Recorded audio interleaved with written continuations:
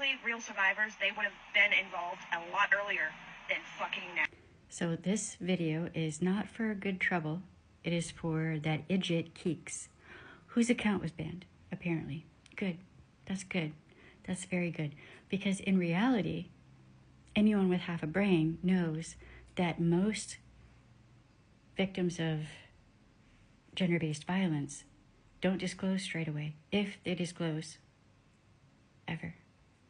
It could be a year, it could be 10 years, it could be 20 years, it could be 30 years.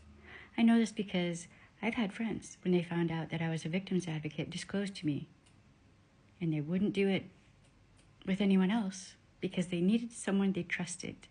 And most victims do not trust law enforcement because of people like her. Right there. Because so many law enforcement officers are like her. Right there.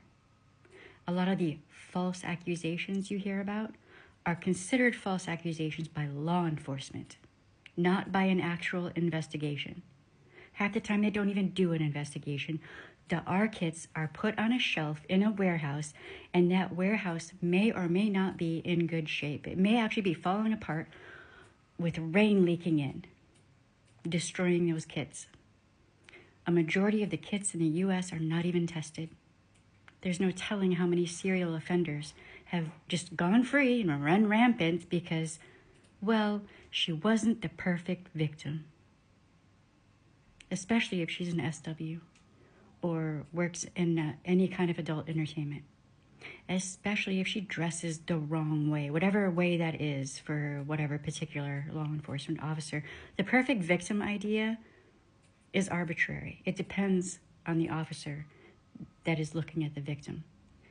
So, in effect, if you are AR'd or in a DV situation, you have to act the right way. You have to look the right way.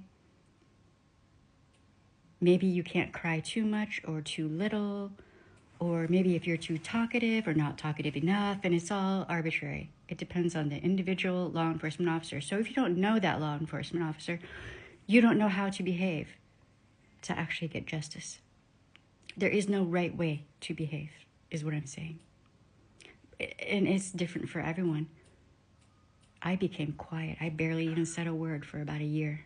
I just wasn't even interested in conversing. It took me about a year to go to law enforcement. And did you know, technically, you can go get an R kit done.